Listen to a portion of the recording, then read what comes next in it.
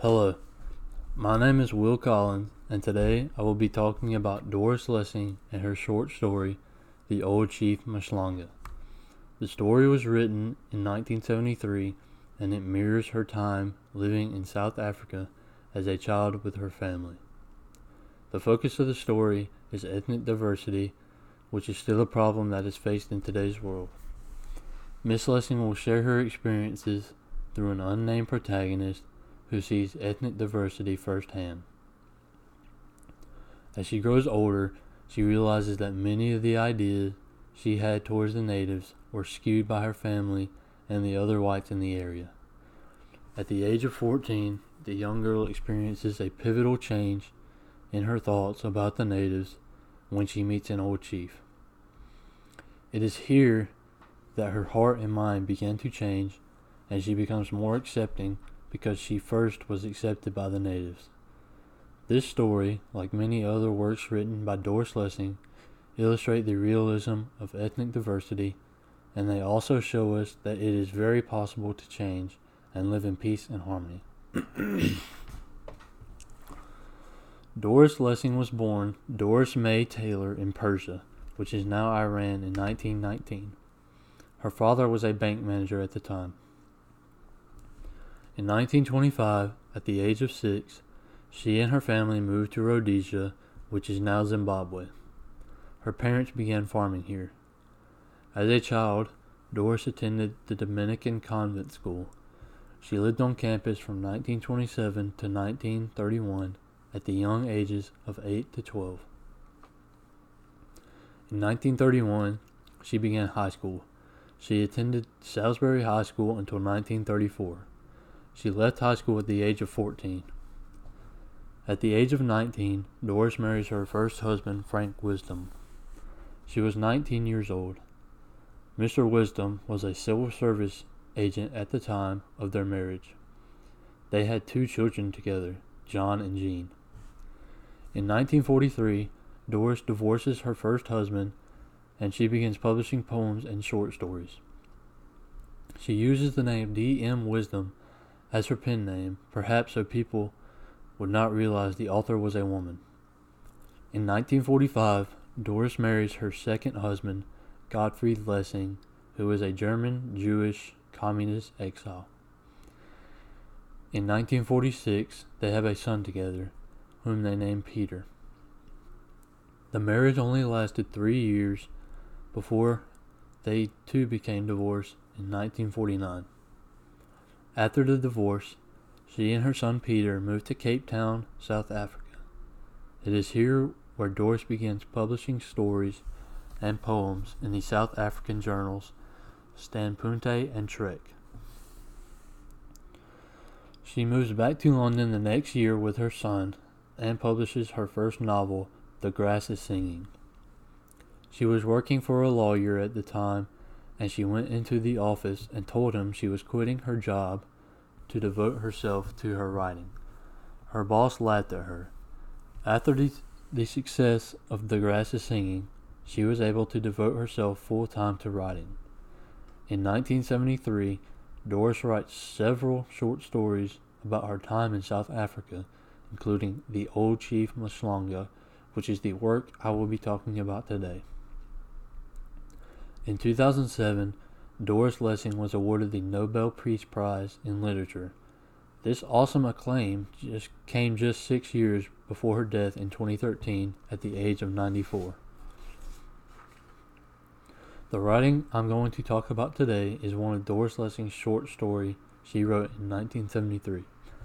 It was one of our reading assignments this semester, and it focused on her experiences of living in South Africa as a young girl, although she does not speak of herself as a character in the story.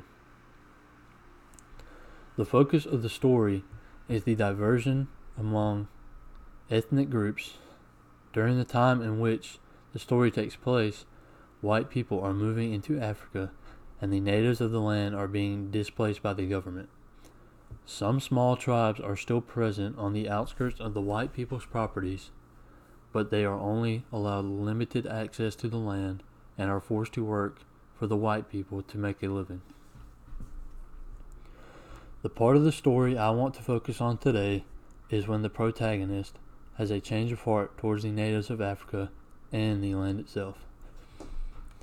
At the beginning of the story, which is written in third person omniscient, the protagonist is a young white girl living on her family's farm in South Africa. She is taught at a young age that the natives of the land are lesser than she and her white counterparts. She remembers as a young child taunting native children by throwing sticks at them. She also recalls that if she would drop a book, one of the native servants would come running to pick the book up for her. Perhaps her most vivid memories are the times when she would walk the land surrounding her family farm. During her walks, she would always carry a gun and had the company of 2 dogs.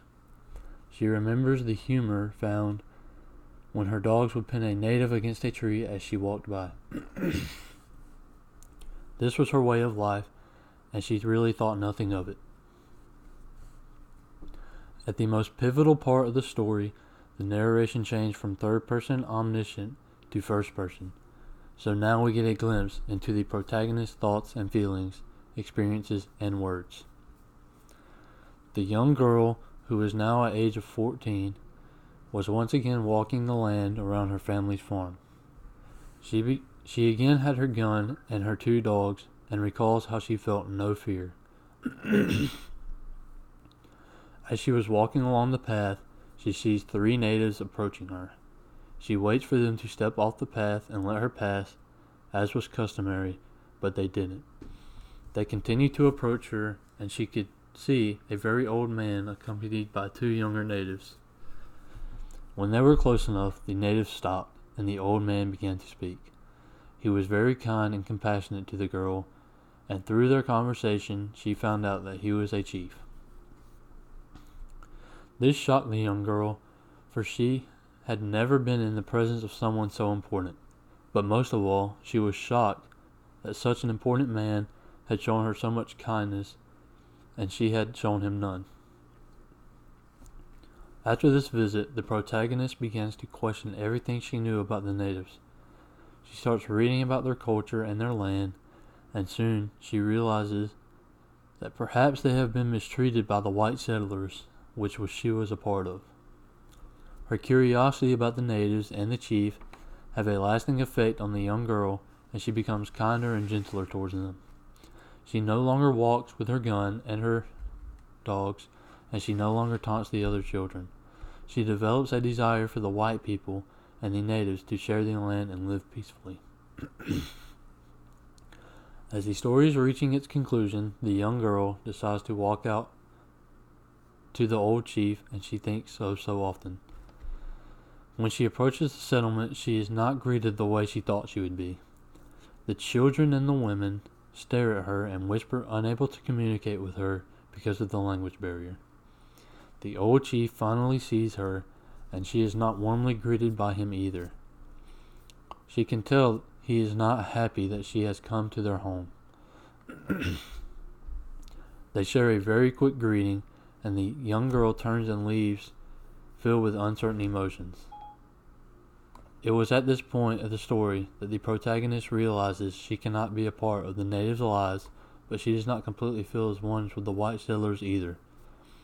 She feels sorry for the natives and how they have been displaced, but realizes she is part of the people who has mistreated them. This leaves her feeling empty and lonely. I hope you've enjoyed my presentation on Doris Lessing and her story, The Old Chief Mashlenga. I appreciate the work of Miss Lessing and her early awareness of ethnic diversities around the world.